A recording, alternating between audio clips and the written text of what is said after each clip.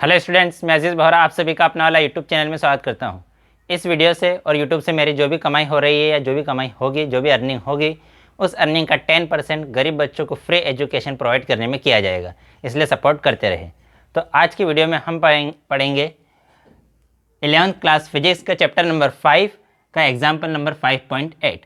तो इस एग्जाम्पल को स्टार्ट करने से पहले अगर अभी तक आप लोगों ने हमारे चैनल को सब्सक्राइब नहीं किया है तो चैनल को सब्सक्राइब कर दीजिए, बेल आइकन को भी प्रेस कर दीजिएगा ताकि नए वीडियोस की नोटिफिकेशन आपको समय पर मिलते रहे।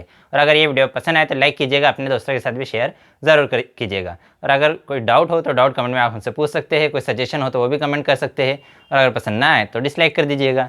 तो क्या है आज का हमारा टॉपिक? आज हमें करना है 11th class chapter number 5 physics का जो चैप्टर नंबर 5 है उसका एग्जाम एनसीईआरटी की बुक में जो एग्जाम्पल गिवन है 5.8। क्या स्टेटमेंट गिवन है? See figure a mass of 4 kg rest on a horizontal plane. ये एक हॉरिजॉन्टल प्लेन था हमारे पास, उस हॉरिजॉन्टल प्लेन पर 4 kg का मास रखा हुआ था और वो कैसा था? रेस्ट में। हॉरिजॉन्टल प्लेन पर 4 kg का मास रखा हुआ था रेस्ट में, ठीक है। तो उसके बाद क्या गिवन है हमें? The plane is gradually inclined until at the angle theta is equal to 15 degree. फिर इस हॉरिजॉन्टल प्लेन को हमने धीरे धीरे क्या किया? इंक्लाइन किया, ठीक है। धीरे धीरे इसको क्या किया? इंक्लाइन किया। और कितने एंगल तक इंक्लाइन कर दिया? ये जो एंगल है थीटा, इसकी वैल्यू हमें गिवन है 15 डिग्री। तो जो जो वैल्यूज़ गिवन है वो लिख लेते हैं हमें। एक तो हमें क्या गिवन है? थीटा की वैल्यू गिवन है ना, और एक क्या गिवन? मास। एम की वैल्यू गिवन है, एम इज इक्वल टू हमें गिवन है 4 kg। फिर उसके बाद हमें क्या गिवन है? थीटा की वैल्यू गिवन है, theta is equal to 15 degree. और क्या गिवन है? With the horizontal the mass just begins to slide. ये जो मास है ये बिल्कुल स्लाइड होने ही वाला है। अभी स्लाइड हो रहा है क्या? नहीं, जस्ट बिगेन टू स्लाइड, मतलब ये स्लाइड होने ही वाला है। What is the coefficient of static friction between the block and the surface? ये जो ब्लॉक है और ये जो सरफेस है, इन दोनों के बीच में जो स्टैटिक फ्रिक्शन है, स्टैटिक फ्रिक्शन मतलब म्यू एस, म्यू इसकी वैल्यू क्या है वो हमें कैलकुलेट करनी है। तो कर लेते हैं कैलकुलेट। तो देखो ये है मास। अब हमें पता है इस पर जो जो फोर्स लगेंगे उसकी बात कर लेते हैं। तो इसका जो वेट है, वेट लगेगा mg डाउनवर्ड, ठीक है, लगेगा mg डाउनवर्ड। फिर इस पर एक लगेगा स्टैटिक फ्रिक्शन, क्योंकि अभी ये स्टेशनरी कंडीशन में है, बिल्कुल इधर स्लाइड होने वाला है, लेकिन उसको स्लाइड होने से कौन बचा रहा है? Static friction. तो स्टैटिक फ्रिक्शन, अगर ये बॉक्स इस डायरेक्शन में स्लाइड होगा ना, तो उसके अपोजिट डायरेक्शन में फ्रिक्शन लगेगा। तो इस डायरेक्शन में हमारा लगेगा स्टैटिक फ्रिक्शन, ठीक है।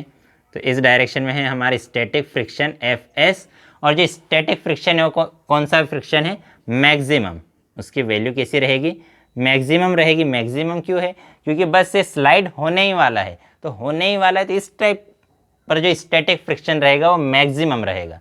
तो इसके स्लाइडिंग के अपोजिट डायरेक्शन में मैक्सिमम फ्रिक्शन लग रहा है, इस डायरेक्शन में, ठीक है। फिर उसके बाद हमें पता है कि अगर कोई भी बॉक्स है, दो सरफेसेस कांटेक्ट में है, तो उनके कांटेक्ट सरफेस के नॉर्मली एक फोर्स लगता है, नॉर्मल रिएक्शन, ठीक है। जो कांटेक्ट में जो सरफेस होता है उसके नॉर्मली क्या जो फोर्स लगेगा वो क्या रहेगा? Normal reaction. जब नॉर्मल रिएक्शन और वेट दोनों में एक चीज़ ध्यान रखना है कि जो वेट है mg वो हमेशा वर्टिकली डाउनवर्ड लगेगा। वेट चाहे हमारा प्लेन कैसा भी हो, वेट हमेशा वर्टिकली डाउनवर्ड, बिल्कुल सीधा नीचे लगेगा। जबकि ये जो नॉर्मल रिएक्शन फोर्स है, नॉर्मल फोर्स हमेशा जो सरफेस है, सरफेस के नॉर्मल रहेगा। वो क्या रहेगा? जो कांटेक्ट में जो सरफेस है उसके नॉर्मल रहेगा। अब हम क्या करेंगे? ये जो हमारा मास mg है, ये जो वेट mg है, इसके हम दो कंपोनेंट्स में डिवाइड करेंगे। उसके लिए हमें थीटा की वैल्यू चाहिए। तो थीटा की वैल्यू निकालने के लिए हम क्या करेंगे? जो हमें पता है ये एंगल कितना है? 90 डिग्री। ये एंगल कितना है? 90 डिग्री। अगर ये एंगल 90 डिग्री है, ये एंगल थीटा है, ये क्या बन गया? हमारा एक ट्राइंगल बन गया। ये जो पोर्शन, इतना सा पोर्शन, ये क्या बना? ट्राइंगल। हमें पता है ट्राइंगल के तीनों एंगल्स का सम कितना होता है? 180 degree. We know that sum of all angles of triangle will be 180 degree. जो ट्राइंगल है उसके तीनों एंगल्स का सम होता है 180 डिग्री। तो ये है 90। अगर ये 90 है तो अब ये वाला जो एंगल है, ये वाला एंगल और ये एंगल, इन दोनों का सम कितना रहेगा? इन दोनों का सम 90 रहेगा। तो 90 + 90 कितना हो जाएगा? 180। ये एंगल कितना है? 90 डिग्री। तो अब इस वाले एंगल और इस वाले एंगल, इन दोनों को मिला के सम कितना होना चाहिए 90। तो इन दोनों का 90 और ये 90 180 हो जाएगा। तो अब ये तो हो गया थीटा, ये एंगल कितना है थीटा, और थीटा की वैल्यू हमें गिवन कितनी 15 डिग्री। तो अगर ये 15 है तो ये 90 माइनस 15 रहेगा, ये कितना रहेगा 90 माइनस 15 मतलब ये है 75, या यूँ कहे हम ये कितना रहेगा 90 माइनस थीटा, ये वाला एंगल कितना रहेगा 90 माइनस थीटा। आ रहा है समझ में? देखो हमने क्या कहा, ट्राइंगल के तीनों एंगल्स का सम होता है 180 डिग्री। तो ये एंगल तो 90 है क्योंकि ये परपेंडिकुलर लाइन है, तो ये एंगल तो 90 है, ये एंगल गिवन है थीटा। तो ये जो बचा हुआ एंगल है ये कितना हो जाएगा 90 माइनस थीटा। ये क्योंकि फिर इन तीनों का जब हम सम करेंगे 90 माइनस थीटा प्लस थीटा और 90, इन तीनों का जब हम सम करेंगे क्या क्या है हमारे पास है ये वाला एंगल 90 प्लस ये एंगल कितना है थीटा प्लस ये एंगल कितना है 90 माइनस थीटा। तो माइनस थीटा और ये प्लस थीटा कैंसल, 90 प्लस 90 फिर से कितना आ जाएगा 180। इसका मतलब ये जो एंगल है ये कितना है, ये एंगल है 90 माइनस थीटा। अब अगर मैं इस एंगल की बात करूँ, कौन से एंगल की, ये जो एंगल है ये पूरा एंगल कितना है फिर से 90 डिग्री है। ये पूरा एंगल कितना है 90, और ये वाला जो एंगल है ये 90 माइनस थीटा है। तो हमारा ये वाला जो एंगल है ये थीटा हो जाएगा, ये वाला जो एंगल है थीटा हो जाएगा।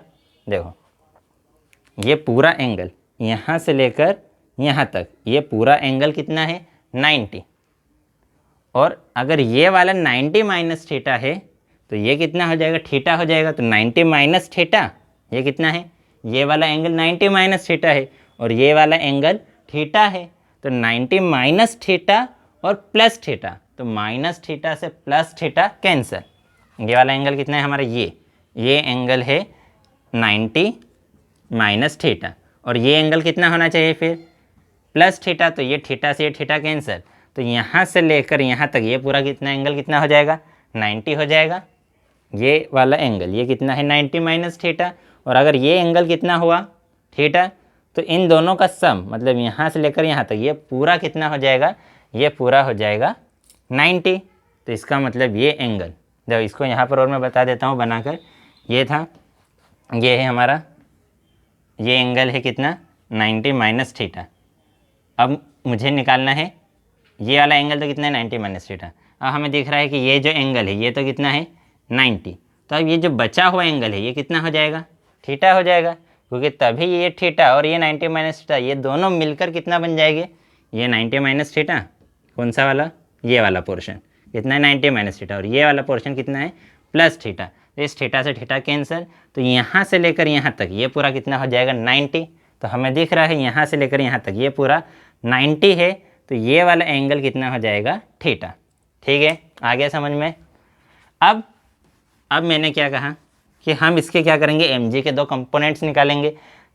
ये वाला एंगल है हमारा थीटा, तो थीटा की डायरेक्शन में जो कंपोनेंट होता है, ठीक है, थीटा की डायरेक्शन में जो कंपोनेंट होता है हमें पता है वो कौन सा होता है mg cos थीटा, और उसके परपेंडिकुलर मतलब इस वाले डायरेक्शन में जो कंपोनेंट रहेगा वो क्या रहेगा mg sin थीटा। अभी ये जो बॉक्स है ये स्टेशनरी कंडीशन में है, ये देखो क्या लिखा है जस्ट बिगिन टू स्लाइड, मतलब बस स्लाइड कर ही रहा है, ये करने ही वाला है। तो अभी तो फिलहाल में ये अगर स्टेशनरी कंडीशन में है तो इस पर जितने भी फोर्सेस लग रहे हैं उन सभी फोर्सेस का सम कितना रहेगा 0 रहेगा, मतलब जितना ऊपर फोर्स लग रहा है उतना ही नीचे लगेगा, जितना आगे लग रहा है उतना ही पीछे लगेगा। तो ये जो एफ एस मैक्सिमम है वो किसके इक्वल रहेगा mg sin थीटा के इक्वल। एफ एस मैक्सिमम इधर लग रहा है, mg sin थीटा इधर लग रहा है, तो जो mg sin थीटा है sin थीटा किसके इक्वल रहेगा एफ एस मैक्सिमम के इक्वल। ठीक है, फिर उसी टाइप से ये जो mg cos थीटा है, mg cos थीटा ये लग रहा है इधर, उसके परपेंडिकुलर कौन रहेगा n उसके इक्वल रहेगा। तभी क्या होगा एक दूसरे को कैंसिल कर देंगे और बॉक्स ना तो ऊपर जाएगा ना तो नीचे जाएगा, वहीं पर रहेगा। अब हमें पता है जो एफ एक्स मैक्सिमम है वो किसके इक्वल होता है म्यू एस एन के इक्वल होता है। वी नो दैट जो एफ एस मैक्सिमम है ये हमने फ्रिक्शन में पढ़ा है, वो अगर वीडियो नहीं देखी तो यूट्यूब पर सर्च कीजिए फ्रिक्शन अपना लजीज बोहरा, वो वीडियो देखकर यहाँ आइएगा। तो हमें पता है एफ एस मैक्सिमम किसके इक्वल होता है, म्यू एस।